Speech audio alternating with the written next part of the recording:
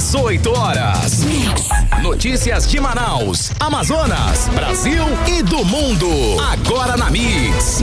Legal, agora 6 horas, 1 minuto em Manaus. Boa noite pra você em 100,7, querido ouvinte. Boa noite, equipe do 18 horas. E boa noite hoje, Cid Soares na área, hein? Opa, boa noite. Tudo certo, Carlão? Tá tudo certo aí. Vamos em frente então, né? Começar mais um 18 horas aqui com o Júnior. Mix. Cid, lembrando que nosso ouvinte pode participar conosco até às 7 da noite, em mais uma edição do 18 horas, não é isso, Cid? O nosso WhatsApp é o 994887592, Cid. Certíssimo, Carlão. E olha só, você pode participar com a gente dando sua opinião, dizendo como é que tá o programa, o que você está achando. Manda foto, vídeo, áudio, o que você quiser. Faça sua reclamação. Estamos aqui para te ouvir também, valeu? O importante é você participar. Claro. 994887592, valendo a sua participação aqui no 18 horas. Mix. A gente começa às 18 horas com os destaques do dia. Crise na saúde do Amazonas. Secretário Anuar Samad é denunciado por omissão por pacientes que não conseguem fazer exame de cateterismo. Rio Negro sobe mais 12 centímetros e indústrias da Zona Franca aceleram contratação de mão de obra para o fim de ano. Presidente da Amazonas Energia nega apagão por conta da situação pré-falimentar da empresa. Hora 6:02, mais uma vez, obrigado pela sua audiência, pela sua participação. Vamos juntos até às 7 da noite com os destaques desta quarta-feira, 29 de novembro de 2023. Até às 7 da noite no ar, mais uma edição do 18 horas. 18 horas. Olhem, por unanimidade, os deputados estaduais aprovaram hoje projeto que autoriza o governador Wilson Lima, ele mesmo, a endividar o estado em 2 bilhões e 500 milhões de reais. Isso mesmo, esse 2 bi e meio. São dois empréstimos aí, um no valor de 980 milhões e o outro no valor de 1,5 bilhão de reais.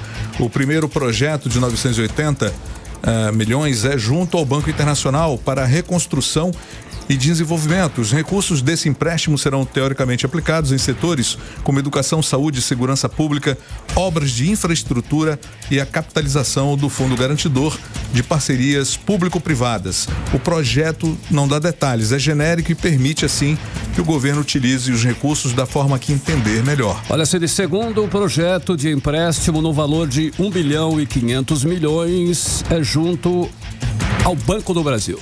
Esse dinheiro será utilizado, segundo mensagem do governador Wilson Lima, em recursos utilizando aí no programa de apoio às empresas de capital para a recuperação econômica do estado de forma sustentável, gerando empregos, renda para a população, com investimentos aí nas áreas de educação, saúde, segurança pública e também infraestrutura.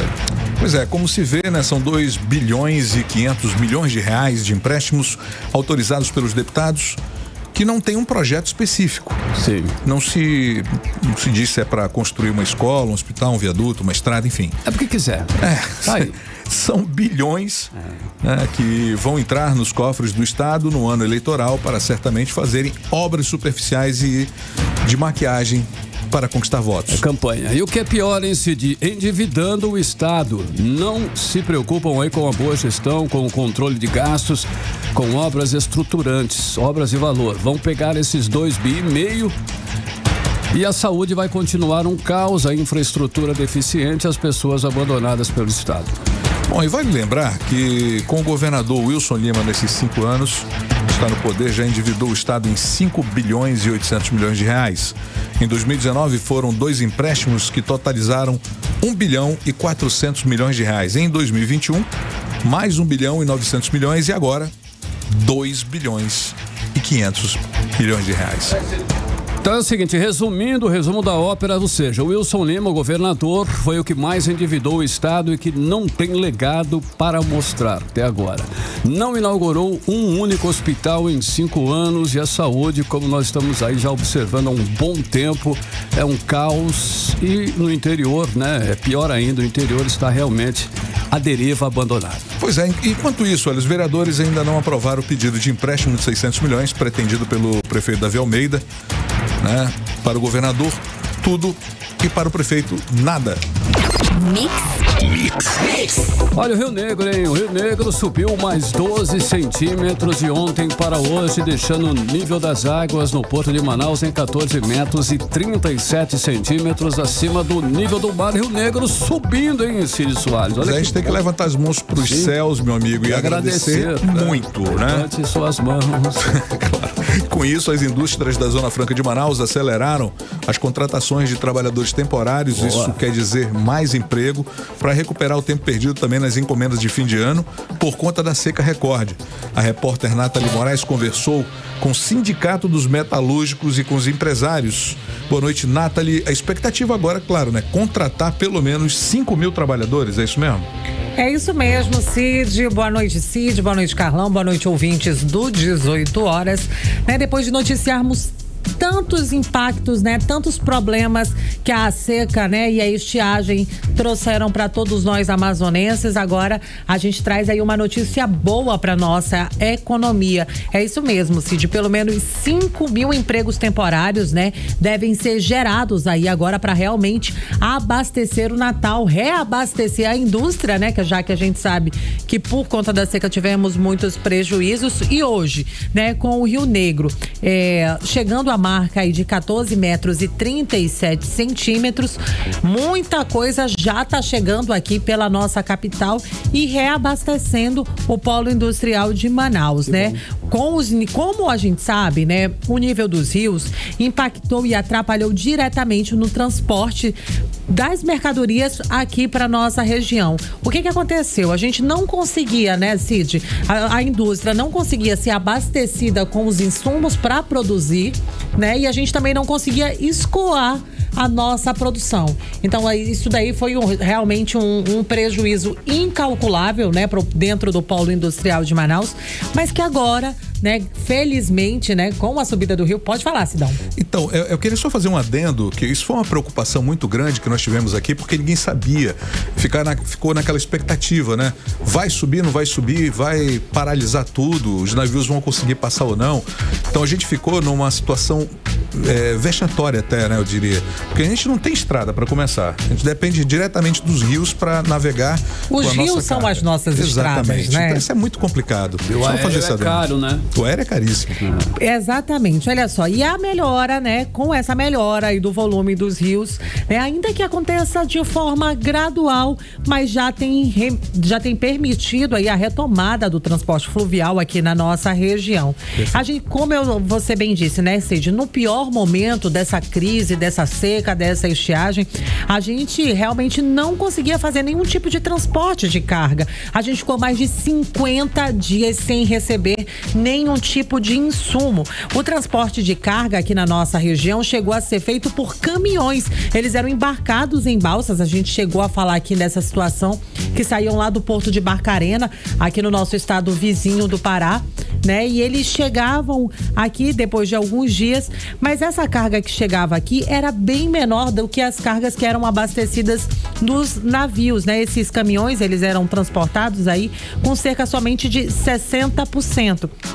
Por conta disso, pela falta de insumos aqui no nosso polo industrial de Manaus, muitas empresas, mais de 30 empresas, aderiram aí à antecipação das férias coletivas nas linhas de produção, em várias indústrias. Houve até gente que realmente recorreu aí às companhias aéreas para poder transportar, para poder trazer matéria-prima, mas tudo isso, Cid, é claro, gerou um impacto já de imediato, aumentando o preço de alguns produtos. Mas agora, algumas fábricas realmente já estão ampliando aí as suas admissões temporárias, além de tirar o atraso na produção, elas também elas precisam dar conta aí dessa demanda, já que a gente está aí há pouco menos, de um mês aí para o Natal, e a gente sabe que o polo industrial de Manaus é responsável aí por abastecer boa parte do país. A gente produz aí muitos aparelhos eletroeletrônicos, a gente vem passando aí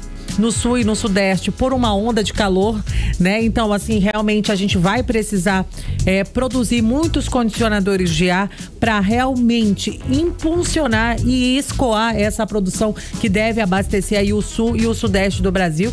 E o Sindicato dos Metalúrgicos confirmou hoje, né, a contratação temporária de mais de 5.000 pessoas. Eu conversei um pouco mais com o presidente, o Valdemir Santana, e ele contou um pouco mais sobre essa mudança no cenário aqui na nossa capital. Vamos conferir.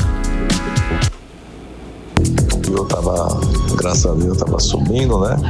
E algumas empresas já estavam trazendo material via aérea, né? E agora já estão trazendo via navios, certo? Isso é muito importante, né? Sobre essa questão da produção. E tem algumas empresas realmente contratando para esse final de ano, né? Já contrataram algumas empresas há mais ou menos 10 dias atrás. Mão de obra temporária para concluir a produção no mês de dezembro, né? E algumas empresas que entraram de férias no mês de novembro vão deixar de entrar de férias no mês de dezembro para concluir a produção, né? A gente fez esse número de emprego e é importante que as empresas voltaram a produzir, né? Graças a Deus. E esses 15 dias aí, vamos ver o que pode fazer para alcançar a produção que estava no objetivo maior. Mas eu queria colocar bem claro, né, para algumas empresas, que não dá para fazer empresa just time, né, com a nossa logística desse jeito, né? Tem empresas que não parou nem um dia, porque ela colocou estoque. A gente sabe que estoque é dinheiro parado, mas aqui na nossa região tem que ter essa compreensão. Você está ouvindo 18 horas.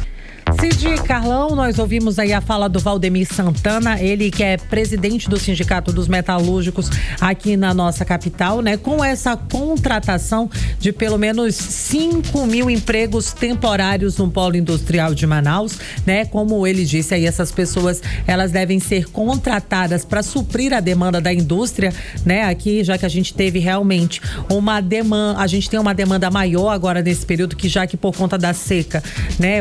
Muitas indústrias não conseguiam produzir e agora eles realmente precisam intensificar a produção. Tem empresa aí que já contratou mais de 110 pessoas só essa semana.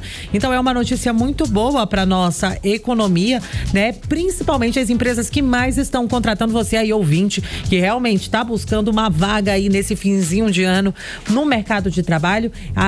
Os setores da indústria que mais estão contratando são aí os setores de eletrônicos, na produção de ar-condicionados e também a produção de TVs. Cid, é uma ótima oportunidade aí para quem realmente está tentando aí uma inserção no mercado de trabalho, né, nesse finzinho de ano. E segundo aí a logística do centro da indústria aqui do Amazonas, já a partir dessa quinta-feira, com certeza, os navios com maior porte já devem voltar a transitar ali, principalmente naquela área ali que ficou bem drástica. Né? Isso, ali mesmo na região do Tabocal, ali na frente de Itacoatiara, eles esperam que a partir dessa dragagem que está acontecendo e com essa chuva, né, que vem caindo aí nas regiões de cabeceira, a partir dessa quinta-feira a gente consiga já trazer mais insumos para reabastecer a indústria aqui no nosso estado. Só para encerrar, Carlão e Cid, né? Sim. O estado do Amazonas teve um saldo de mais de 2.733 vagas formais de emprego geradas no último mês. Esse número foi divulgado aí hoje pelo Ministério do Trabalho e o Amazonas aí fechou com um saldo bastante positivo. Que bom. Cid Carlão. Valeu, Nathalie, obrigado pela sua participação. Agora 6h14, boa noite. Boa noite, eu volto daqui a pouquinho. Daqui a pouquinho, tchau. 18 horas.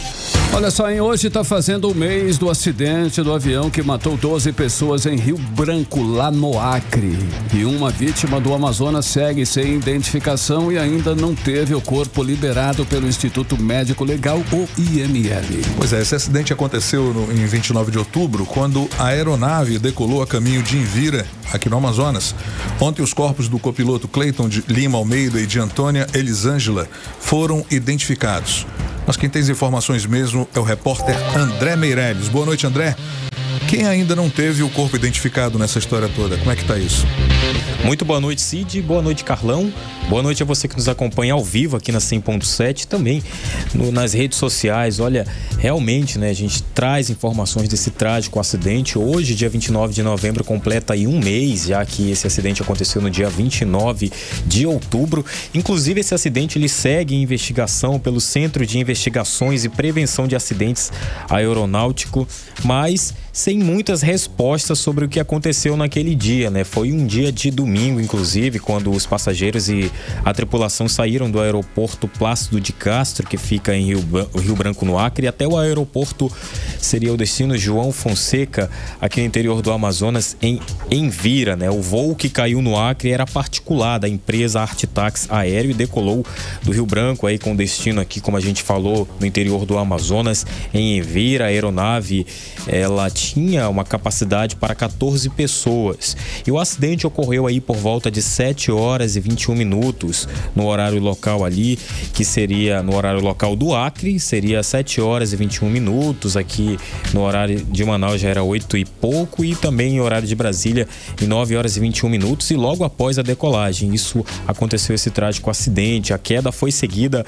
de uma explosão em uma área de mata que fica ali próximo ao aeroporto, no local, dias após o acidente, e ainda era possível ver muita fumaça e os destroços ali que aconteceu. E durante esse trajeto, os passageiros fariam uma parada em Eirunepé, aqui no interior do Amazonas, onde algumas pessoas desembarcariam, né? As novas informações trazem alguns detalhes até então não divulgados, né? Que são eles aí o peso máximo da decolagem do avião, que é de 3.969 quilos, né? E a matrícula do avião, que já era conhecida da fabricante aí, Aircraft, de 1993, né? O documento não tem mais detalhes aí das investigações e está com o status aí em andamento, né? Agora a gente traz informações que 9 vítimas, elas já foram identificadas, inclusive os corpos dessas 9 vítimas já foram liberados, e já outras 3 permanecem no Instituto Médico Legal de Rio Branco e passam por análise de DNA, que é um procedimento aí cauteloso e demora devido ao estado que os corpos ficaram, né? Nesses casos, urnas foram enviadas simbolicamente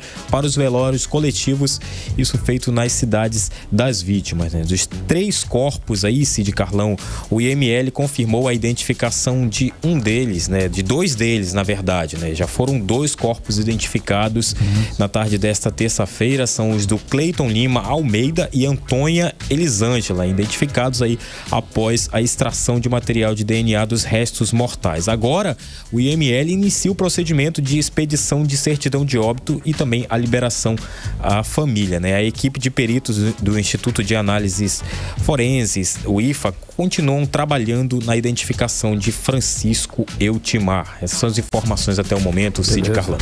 Perfeito, André. Valeu, André. Boa noite. Agora 6h18, você no melhor mix do Brasil. 18 horas. Agora nós seguimos para Brasília, vamos para a capital federal com o nosso correspondente Carlos Eduardo Matos, o Cadu. Cadu, boa noite. Olha só, o senador Plínio Valério, presidente da CPI das ONGs, está sendo citado como interessado em explorar ouro na Amazônia. Olha aí, hein? Plínio Valério, o senador. Que história é essa, Cadu? O que está acontecendo com o Plínio Valério? Ele virou... como é que é? Garimpeiro. Garimpeiro. Ourives. Oi, Cadu. Boa noite, Carlão. Boa noite, Cid Soares. Boa noite, ouvintes do programa 18 horas. Carlão, ontem a gente falou rapidamente sobre o caso, né? Mas hoje vamos detalhar um pouco mais. A reportagem da agência pública foi divulgada terça-feira e ela diz que o senador Plínio Valério, presidente da CPI das ONGs, tentou explorar ouro em áreas preservadas na região de São Gabriel da Cachoeira. A informação foi confirmada pelo DNPM, o Departamento Nacional de Produção Mineral. Segundo o órgão, Carlão, Plínio Valério encaminhou pedidos de pesquisa para exploração de ouro em 1983, em meio ao processo de demarcação da terra indígena Balaio, onde hoje vivem aí 9 povos indígenas. Ali também estão os limites da reserva biológica Morro dos 6 Lagos, na bacia do Rio Negro. Nessa época, Carlão, Plínio Valério era radialista e tinha um programa dedicado ao cantor Roberto Carlos. Ele não era, já naquela época, nenhum minerador, não era uma pessoa que tinha um vínculo profissional nessa área de exploração mineral. E questionado pela reportagem sobre por que havia o interesse dele por explorar ouro em São Gabriel da Cachoeira, o Plínio Valério disse que o interesse dele era estritamente jornalístico. E, segundo ele, o objetivo era denunciar, já naquela época, a atuação das ONGs que atuavam na Amazônia. Então, essa reportagem, Carlão, repercutiu bastante aqui em Brasília, porque ela serviu de munição para a base governista reagir contra os ataques da CPI das ONGs, né? A imagem do presidente da CPI agora ficou arranhada, pelo menos por agora, porque fica evidente o interesse do senador Plínio Valério em atacar frontalmente a política ambiental do atual governo. Eu falei com a assessoria do senador, Carlão, pedindo uma nota, um áudio do senador, né, já agora para ele responder para a gente as afirmações feitas pela reportagem da agência pública, mas Plínio Valério preferiu ficar em silêncio. A assessoria dele pediu para que eu destacasse que a agência pública ela é financiada por entidades internacionais que estão sendo investigadas pela CPI e que, por isso, na opinião da assessoria, seria uma retaliação ao senador Plínio Valério. Vamos continuar acompanhando que talvez esse assunto possa repercutir. Sim. Carlão e Cid. Valeu. Perfeito, Cadu. Continua repercutindo as declarações da ministra Marina Silva contra a BR-319. Isso é um outro ponto também importante e que todo mundo está interessadíssimo em saber o desfecho disso. Cadu. O assunto continua quente aqui em Brasília também, viu, Cid? Na Câmara dos Deputados, os deputados federais Adail Filho, Capitão Alberto Neto, Saulo Viana e Fausto Júnior criticaram publicamente na tribuna a fala lamentável, né, da ministra Marina Silva sobre a BR-319. Quando ela esteve na CPI das ONGs, na segunda-feira, ela se posicionou claramente sobre a recuperação da estrada. E para ela, a BR-319 não sai, né, Cid? Porque, na opinião dela, não há viabilidade econômica. A fala dela repercutiu bastante nas redes sociais, mas eu trouxe aqui um trecho para a gente relembrar, né, reforçar a fala dela. Vamos ouvir Marina Silva. A estrada não foi feita porque é uma estrada difícil de provar a viabilidade econômica. A viabilidade social, não tenho dúvida que as pessoas querem o direito de ir e vir, mas a viabilidade econômica e ambiental, a não ser que seja para converter as áreas de mais de 400 quilômetros de floresta virgem em outro tipo de atividade, não tem viabilidade. Socialmente até a gente entende. Agora, ambientalmente e economicamente, não se faz uma estrada de 400 quilômetros no meio de floresta virgem apenas para passear de carro se não tiver associado a um projeto produtivo. No Amazonas, nós preservamos, ministro, 97% da nossa floresta. Vossa Excelência sabia que só de anunciar a BR-319, o desmatamento aumentou ali 110%. Onde? No entorno? E agora o trabalho que nós fizemos... Porque quando a senhora passa, parece que a 319 vai desmatar. Se derrubar uma árvore no trajeto... Não é uma árvore, foi um aumento de 110%. Eu lá do meu mandato, se derrubar uma árvore no trajeto... Olha que... No trajeto que existe. No trajeto que já tá... A estrada está pronta. Brasil, a estrada está pronta. Agora, no verão, está passando mais de 100 ônibus diariamente. Lá no Castanho, que é o caminho. Agora que o verão permite. Então, vai derrubar, é o Estado declarando a sua incompetência e inoperância. 18 horas. Legal, nós ouvimos aí a ministra do Meio Ambiente, a Marina Silva, falando aí sobre a BR-319. Cadu, ela estava extremamente confusa. Estrada difícil, como assim estrada difícil, inviável? Realmente foi uma fala desastrosa. A estrada está aberta. E aí a estrada já existe. Já existe, não tem muito... a questão toda... Ela tem que arrumar a estrada. Não são tem os que interesses abrir. Por trás disso, essa é a realidade. Claro. E ela... Bom, enfim. E aí, Cadu?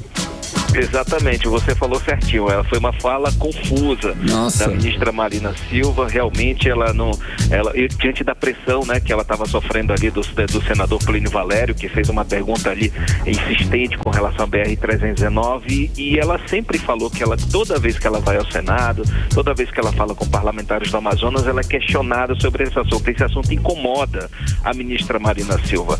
E que incomoda também a resposta dela, né? Cadu, estrada difícil como? Difícil do quê? Primeiro que já está construída. Em questão de investimento, já foi falado até pouco tempo que o pessoal produtor de soja lá em Roraima tem interesse também em ajudar a financiar isso. Exatamente, mas ela tem uma defesa intransigente com relação ao meio ambiente.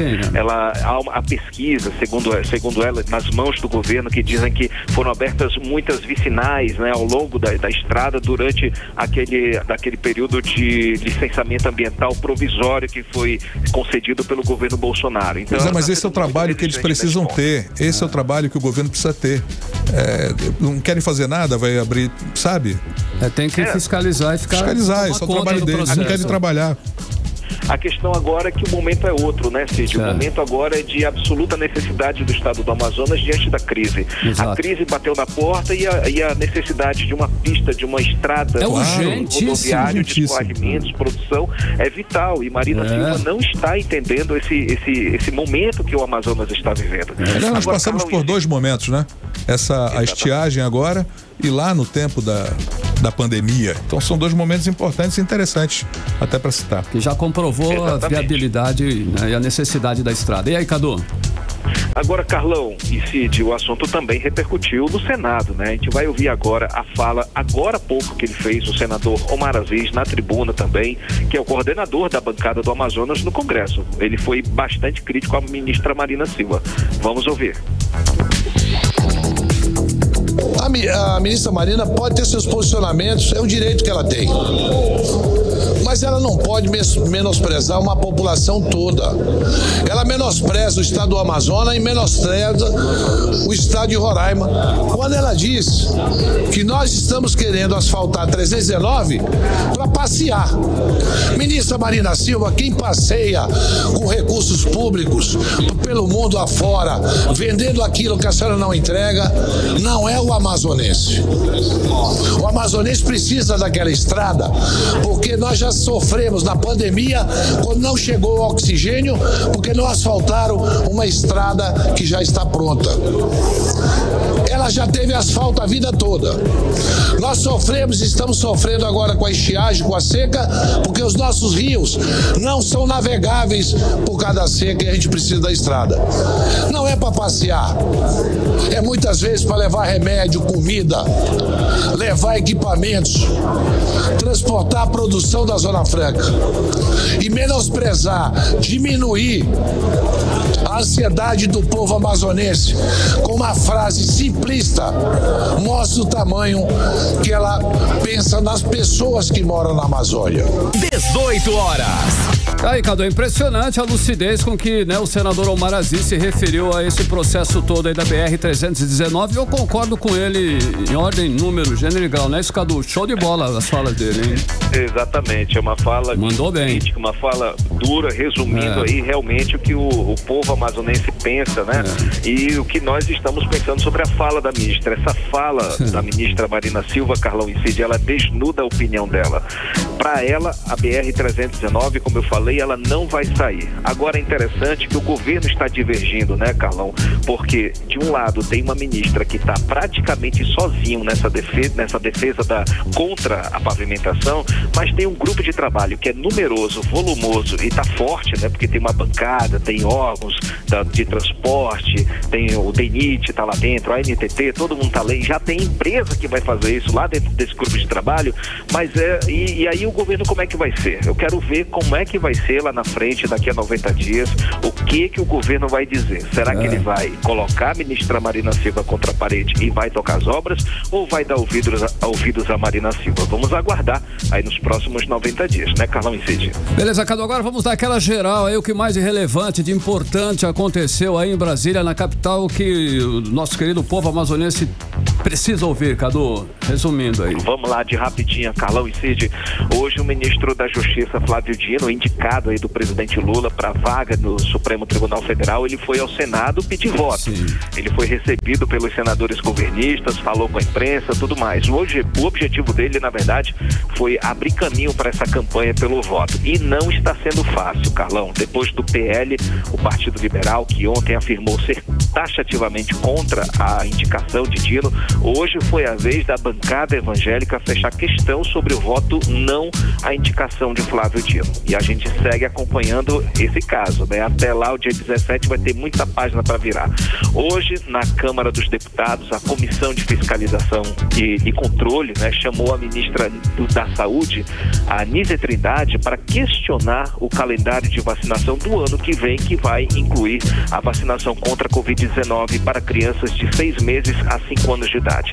A ministra foi bombardeada, literalmente, pelos deputados da ala bolsonarista que relataram supostos casos de pessoas que teriam morrido ou tido sequelas por conta da vacina.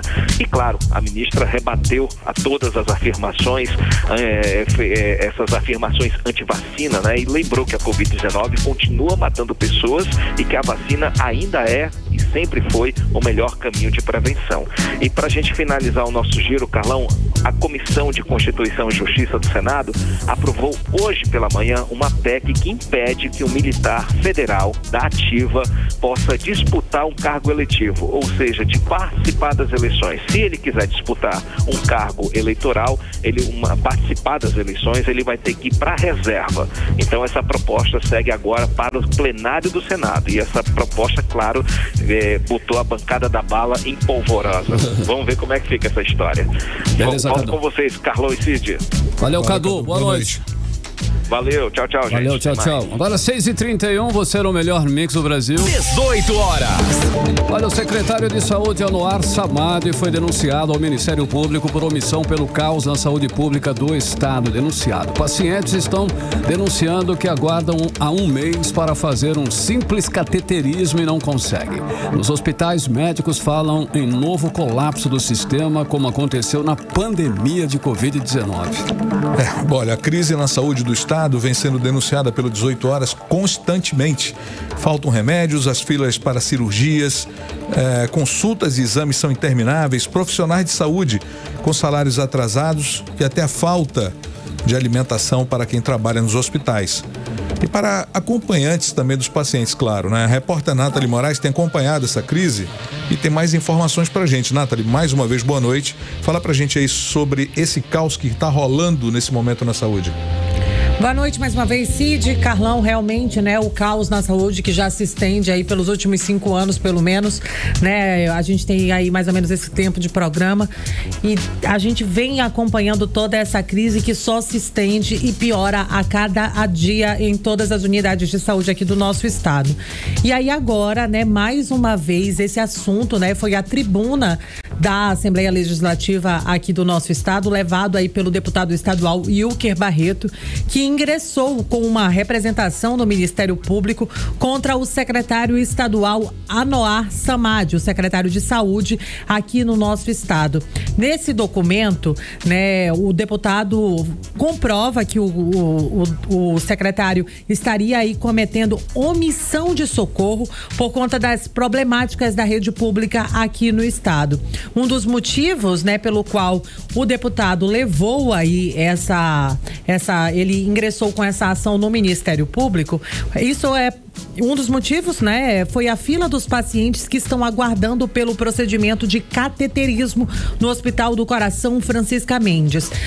Há alguns anos atrás, né, Cid, a gente já vem vivendo essa crise, não é de hoje, né? A gente acompanhou toda a crise dos cardiopatas aqui no nosso estado e o Hospital Francisca Mendes já foi considerado um hospital de referência, né? O Hospital Francisca Mendes era um hospital universitário, referência quando se falava de assuntos do coração.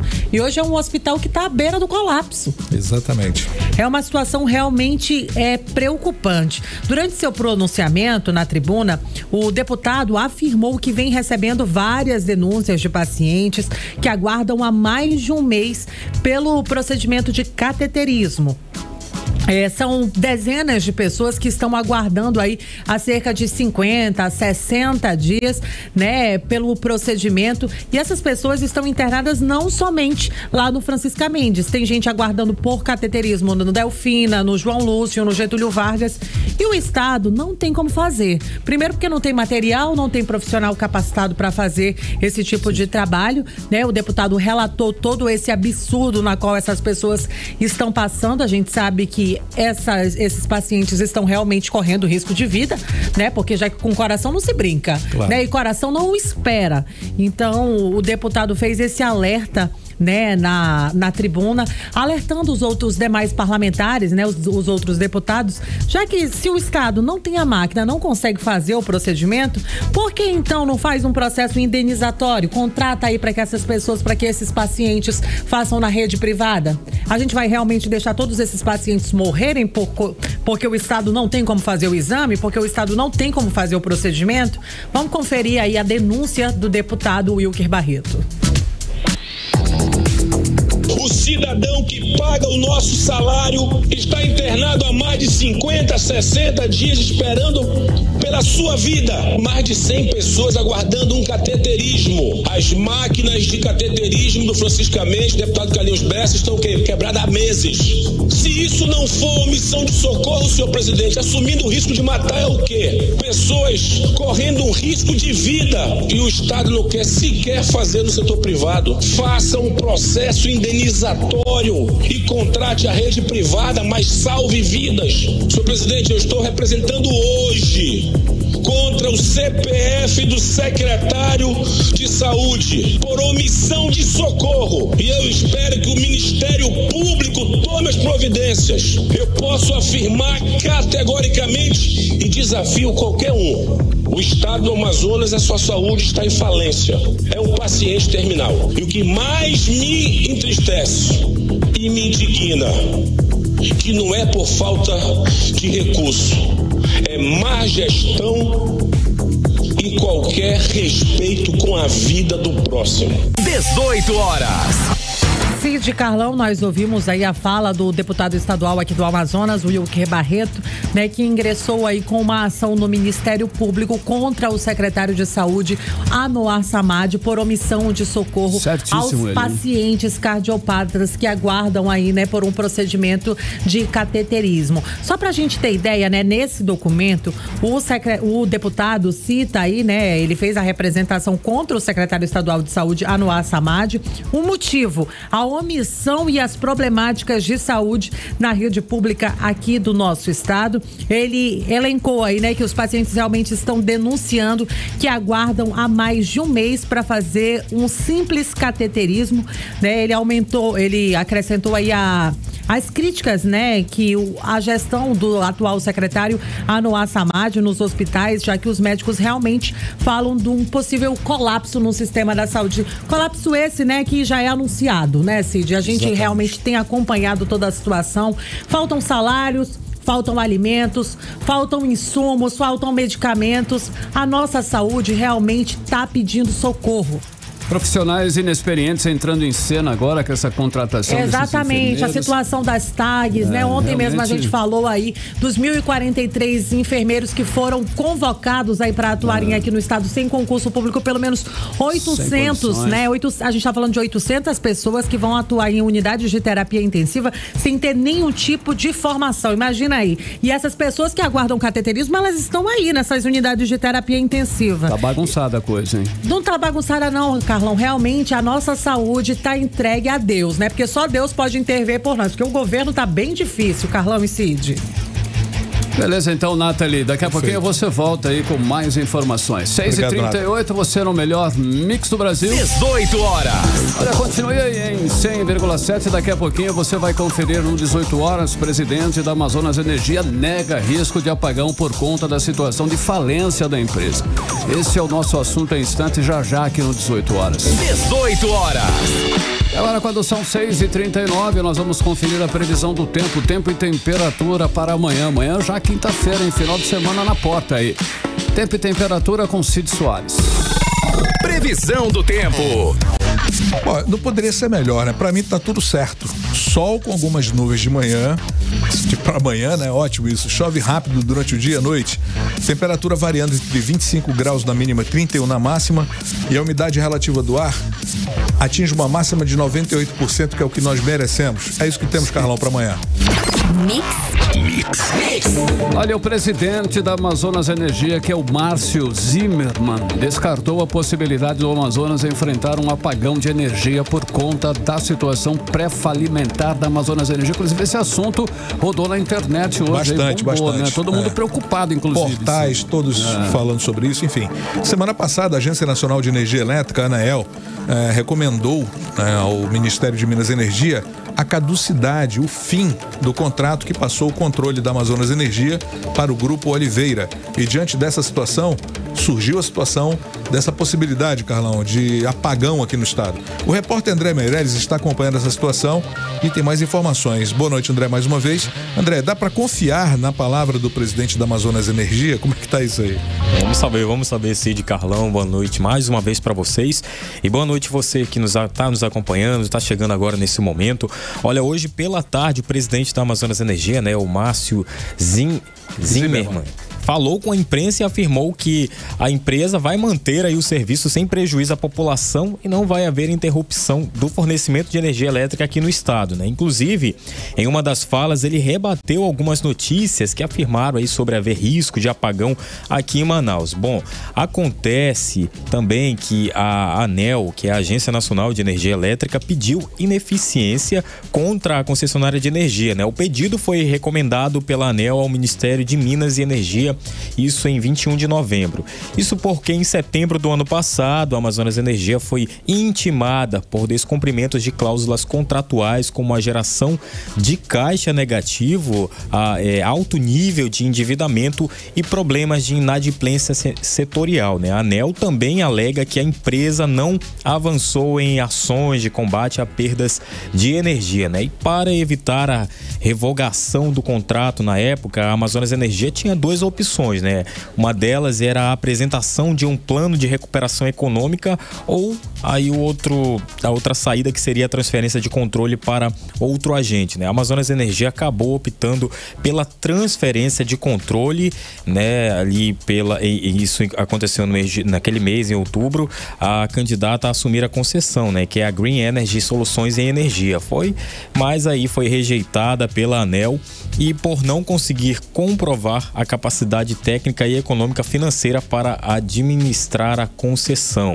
Zimmermann disse que a caduquice, né, caducidade, que é o pedido de ato jurídico da ANEEL, nunca foi aplicada no Brasil em serviços em concessão de serviços públicos de energia, e que quando foi ministro de Minas e Energia, isso lá no ano de 2010, a ANEEL apresentou 3 pedidos ao Ministério e nenhum foi efetivado, né?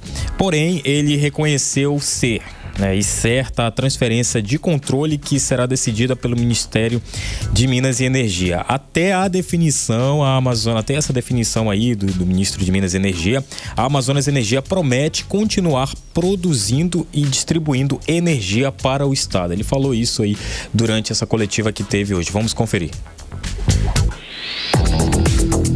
A Amazonas Energia, ela está trabalhando com toda a sua responsabilidade que ela tem de concessionária e garantindo esse padrão que é reconhecido pela própria agência com relação aos principais padrões de qualidade que você analisa e que a ANEEL cobra de uma empresa regulada. Estão mantendo e vão continuar mantendo o atendimento no mesmo padrão que vem mantendo até agora e que é reconhecido pela ANEEL como um padrão que está dentro daquilo que ela cobra do concessionário. 18 horas. Então, Cid Carlão, a gente ouviu aí a fala do presidente da Amazonas Energia, Márcio Zimmermann, que inclusive para ele o problema foi gerado por ocasião do leilão que ocorreu em dezembro de 2018, né? Zimmermann disse que na época a Amazonas Energia apresentou no balanço uma dívida aí de 2 bilhões e 600 milhões de reais. Em seguida, em abril, isso já no ano de 2019, ele foi publicado aí outro balanço onde a dívida saltou para 7 bilhões e 600 milhões de reais. Zimmermann disse ser falácia a informação de que a dívida cresceu após a privatização, e na entrevista coletiva de hoje ele afirmou ainda que a dívida atual está aí no valor de 9 bilhões e 200 milhões de reais. Então essa é a dívida atual. Inclusive ele fez essa afirmação aí para tentar desmentir algumas notícias de que a dívida chegava a 11 bilhões, 12 bilhões. Então vamos ouvir a fala do presidente. Quando houve o leilão, essa empresa no DataRoom, ela mostrava que tinha uma dívida de 2 bilhões e 600. Aí no momento seguinte, em abril de 2019, em 2018 foi feito o leilão, em dezembro, e em abril de 2019 assumiu o novo concessionário. A Eletrobras republica um balanço e onde coisas que não apareciam nos 2.600 apareceram. Quando nós recebemos aí o termo de intimação, e o que é que nós, quando apresentamos o primeiro plano, o que é que se dizia? Nós vamos fazer uma auditoria para ver o que é isso. Isso chegou exatamente nisso. Na verdade, essa dívida apareceu no momento seguinte da privatização, 760. A empresa tomou todas as medidas, encaminhar essa auditoria para o Ministério, para a ANEEL, para mostrar exatamente isso. E teve que procurar os seus direitos também na justiça. Se você pegar exatamente os juros desses empréstimos e calcular de abril, no momento que o senhor Cine assumiu, até agora, essa dívida estaria aproximadamente em 11 bilhões. Ela hoje está em 9 e pouco. O que significa isso? Não teve dívida nova na gestão do Cine, na gestão da empresa, desse novo controlador. 18 horas. Muito bem, Cid Carlão, a gente ouviu a fala aí do presidente da Amazonas Energia, né, Márcio Zimmermann, ele falando aí, né, sobre essa informação de que a dívida cresceu após a privatização, só que na entrevista de hoje ele acabou falando aí que na gestão atual não tem aí um crescimento de dívida que vinha aí desde o leilão, como ele explicou. Ou seja, resumindo tudo aqui, a Amazonas Energia afirma que vai manter o fornecimento de energia elétrica em Manaus, em todo o estado, né, mesmo em meio à crise financeira que está acontecendo aí. Então a gente vai estar aqui para conferir tudo essa situação. Valeu, Cid Carlão. Valeu, querido. Boa noite. 18 horas. Olha só, vamos agora com a participação do ouvinte pelo 994887592, que é o nosso WhatsApp aí que tá valendo para sua participação. Agora o Anderson Penha, lá do Tarumã, mandou uma mensagem dizendo o seguinte: olha só, boa noite, gostaria de informar a situação do viaduto do Manoa. Atenção, Manoa, continua da mesma forma, nada foi feito até agora com relação ao viaduto. A parte superior dos dois sentidos está com buracos e rachaduras. Logo poderá causar inclusive acidentes e trazer perigos para todos os motoristas que passam e utilizam essa importante via da Zona Norte. Um detalhe importante e triste é que esse viaduto foi entregue recentemente e infelizmente já passou por reformas, mas mesmo com tudo isso, com todas essas reformas, continua apresentando graves problemas. Como está na garantia de 5 anos após a entrega da obra, os políticos, parlamentares, prefeitura e governo deveriam chamar a empresa responsável para resolver de uma vez por todas essa situação grave e vergonhosa que nossa população está passando diariamente. Esse foi aí o comentário, um desabafo, né, Cid Soares, do nosso ouvinte aí, o Anderson Penha. Anderson Penha, valeu pela sua participação. Anderson, lá do Tarumã, sobre o viaduto do Manoa, que tá ruim, Cid. Perfeito. Olha, o Cássio Oliveira da Praça 14, comentou a saúde no estado do Amazonas. Essa é a nossa triste realidade. Um comentário breve, porém cheio de significado, né? Cássio Oliveira, olha só, o Vanderlan também participou, inclusive com Sonora. O Vanderlan lá do bairro Cidade de Deus mandou um áudio, vamos conferir. Alô, Vanderlan. Boa noite, Carlão. Boa noite, Cid. Boa noite, seus ouvintes da Rádio Mix. Carlão e Cid, eu acho que vocês não podem falar, que às vezes nem tudo vocês podem falar aí na rádio. Mas o interesse da Marina é os 35 milhões que ela recebe todos os anos. 35 milhões das ONG. Entendeu? Ela vive lá na mansão dela de pedra em São Paulo. Ela não vive nem aqui no estado do Acre. Tá explicado. A mulher dessa daí, ela não tem moral pra nada, cara. A gente vive refém de barco, refém de avião. Então, nós somos quase 5 milhões. 5 milhões de brasileiros refém. Entendeu? Isso é uma vergonha. Isso é uma vergonha por nossos senadores. Entendeu? Isso é uma vergonha. E o presidente não tem moral para passar por cima das ordens de uma ministrazinha dessa daí. 18 horas. Aí, Cid Soares, o Vanderlan falou pouco, tá indignado, hein? Falou pouco, mas falou bonito. Valeu, Vanderlan, obrigado pela sua participação. Cássio Oliveira, obrigado. E também o Anderson Penha. Valeu, participe também, 994887592. 18 horas. Agora nós vamos conferir os bastidores da política amazonense agora, aqui em casa, hein? Quem já está aqui? Cíntia Blink já está aqui com a gente. Já está na área. Cíntia, olha só. A nossa competente e briosa Câmara de Vereadores aprovou hoje projeto que insere o Festival do Morcego, é isso mesmo? É isso mesmo. No calendário oficial da cidade de Manaus e é briosa. Aí, eu não sei tanto português assim, não. Eu não vou me arriscar nessa. Mas boa noite, Carlão. Boa noite, Cid. Tá aqui. E pra você que tá aqui com a gente na 100.7. Pois boa noite. Festival do Morcego. Afinal de contas, é pra isso que a gente paga os vereadores, né? É projeto da vereadora professora Jaqueline, mas foi aprovado pela... foi aprovado pela Câmara hoje. Hoje foi um dia super quente na Câmara. Eles estavam lá presentes. Não todo mundo, né? Porque aí você tá pedindo muito, mas tinha uma galera lá, os vereadores, para aprovar um número grande de projetos, que a gente está em reta final do parlamento, tanto na Câmara quanto na Assembleia. Então é o momento de aprovar uma série de projetos. A Câmara, por exemplo, já não pode mais apresentar novos projetos de lei, os vereadores, porque aí já não tem mais tempo hábil para passar pelas comissões e tudo mais. Vereadora professora Jaqueline apresentou aí o Festival dos Morcegos. A justificativa dela é que esse festival acontece desde 2005 e... deixa eu só ver a comunidade Cuieiras, localizada no quilômetro 15 da rodovia BR-174. E ela disse que esse festival acontece desde 2005 e então colocar essa lei é uma forma de prestigiar o que já está acontecendo. Só que aí, né, fala-se da importância dos morcegos para o equilíbrio ecológico e tudo mais. E há quem comente assim, mas não levar em consideração a importância também dos urubus para ecologia.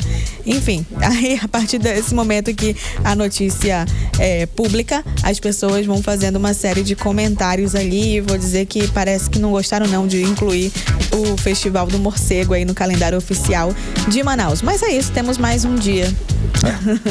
Beleza. Carlão, Cid. Perfeito, Blink. Olha, como nós já noticiamos aqui no início do programa, os deputados aprovaram hoje, por unanimidade, 2 empréstimos que somam aí 2 bilhões e 500 milhões de reais para o governador Wilson Lima. Como você já tinha previsto, o governador não teria dificuldade para aprovar mais esse empréstimo. Não é isso mesmo? É isso mesmo, unanimidade, né? Dificuldade nenhuma, dificuldade zero. Diferente do que aconteceu com o prefeito Davi Almeida na Câmara Municipal de Manaus, que teve o pedido de empréstimo de 600 milhões, aí é um valor bem menor, né? Mas que não passou ali. Também não é muito possível comparar o orçamento de um e outro, mas de qualquer maneira, é um símbolo não ter sido aprovado do Davi Almeida e do Wilson Lima passar com tanta facilidade. A Casa Legislativa faz ali a autorização, né, para que o Poder Executivo consiga o dinheiro em alguma instituição financeira.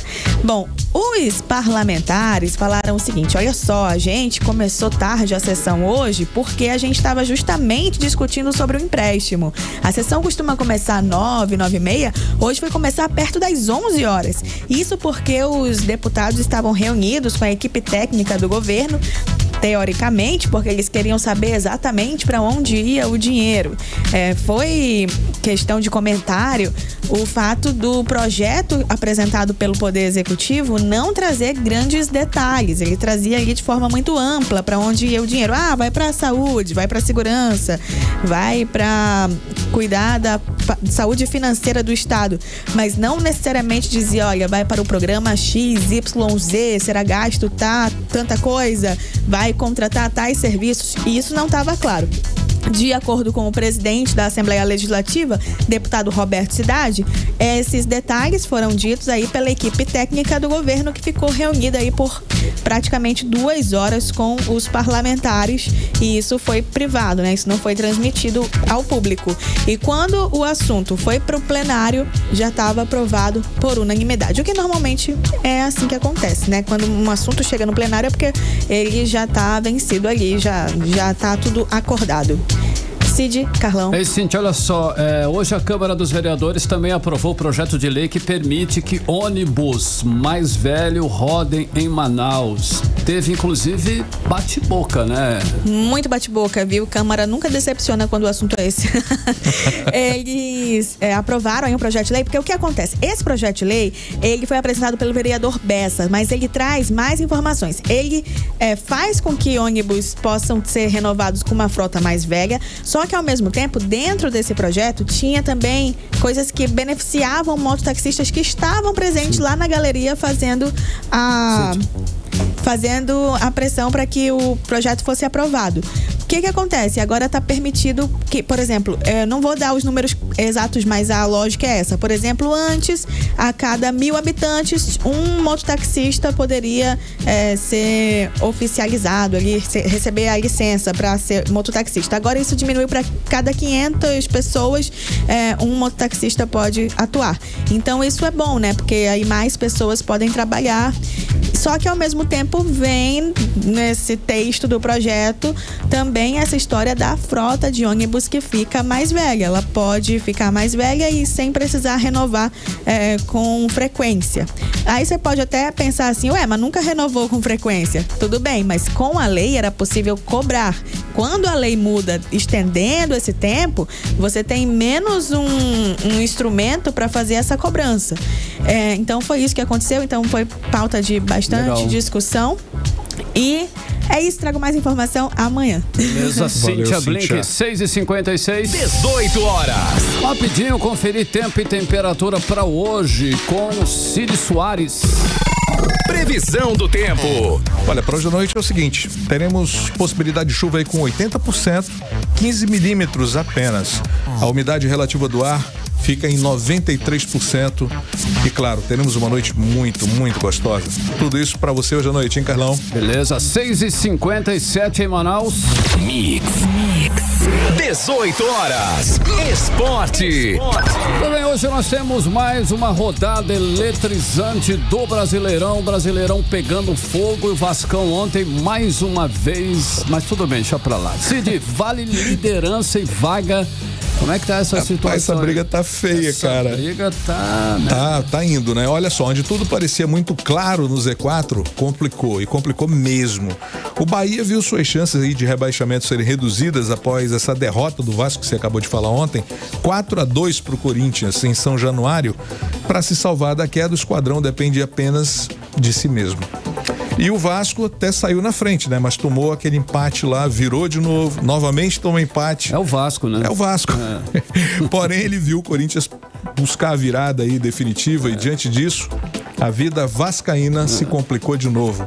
Apesar do resultado muito desfavorável, o treinador vascaíno garantiu ao torcedor que o time fica na Série A e não será rebaixado de forma nenhuma agora. A esperança é a última que morre. Bom, olha, o Flamengo segue perdendo agora, tá aqui, 1-0, segue perdendo aí pro Atlético Mineiro, lá no Maraca. O Tite joga com uma única baixa, que é do chileno Pulgar. suspenso pelo terceiro cartão amarelo recebido aí contra o América. Pode parecer pouco, viu? Mas tendo em vista a oportunidade do elenco, a profundidade desse elenco rubro-negro, né? Mas a ausência do Pulgar, do volante, tem alterado a produção do time.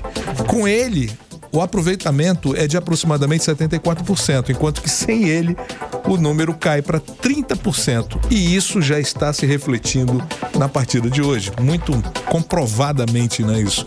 E olha, o Galo não desistiu de lutar pela Taça do Brasileirão. E afinal, depois do triunfo sobre o Grêmio, o time mineiro retornou ao G4, está a apenas 3 pontos dos líderes. E claro, se ganhar hoje do Flamengo, tem todas as chances de levantar essa taça. Tomara. Continua rolando aqui, deixa eu só conferir também para ver como é que tá. Continua. 2-0 foi pro intervalo. Então, Fluminense 2, Santos 0. Esse jogo também está rolando agora, né, nesse momentinho lá na Arena da Baixada. E aliás, acaba de ir para intervalo, como eu falei. Na verdade, esse placar de 2-0 pro Fluminense é favorável pro Vasco também. Aliás, a torcida vascaína hoje toda é Fluminense. Toda. Palmeiras e América Mineiro. Vai rolar daqui a pouco às 8h30 da noite no Allianz Parque. O Verdão é o líder do Brasileirão, empatado em pontos com o Flamengo, que isso deve sofrer alteração hoje ainda, mas levando vantagem no saldo de gols. Já o Coelho é o lanterna, né, levando vantagem aí no saldo de gols, né? O Coelho continua a lanterna da competição, soma apenas 21 pontos e não vence a 14 jogos. Com 9 derrotas e 5 empates, está muito claro o que vai acontecer hoje. Portanto, é o que temos por hoje, Carlão. Mix. Agora, 7 em ponto, vamos direto para o nosso editorial 18 horas. Carlos, com você. Editorial 18 horas. Pesquisa divulgada hoje pela Confederação Nacional do Transporte aponta que 100% da malha rodoviária avaliada no Amazonas tem algum tipo de problema. Em setembro, o estado já aparecia em último lugar no ranking de infraestrutura logística do país em relatório do Centro de Liderança Pública. Agora, a pesquisa do CNT, aponta que toda a malha rodoviária pavimentada avaliada no Amazonas é regular, ruim ou péssima. As condições do pavimento geram um aumento de custo de 67,6% no transporte, o que reflete na competitividade no preço dos produtos na região. De acordo com a CNT, dos 114,27 milhões autorizados pelo governo federal para a infraestrutura rodoviária no Amazonas em 2023, foram investidos só 6,3%. E são necessários mais 1,7 bilhão de reais para recuperar as rodovias do estado. Ou seja, a situação da infraestrutura rodoviária no estado vai bem além das reivindicações da recuperação e da tão necessária BR-319 e tende a se arrastar ainda por muitos e muitos anos. 18 horas. 7-1, Cid, boa noite. Boa noite, Carlão. Até amanhã. Até amanhã. Você ouviu 18 horas. As notícias do Brasil e do mundo. De volta amanhã. Você está na Mix, o melhor mix do Brasil. Rádio Mix.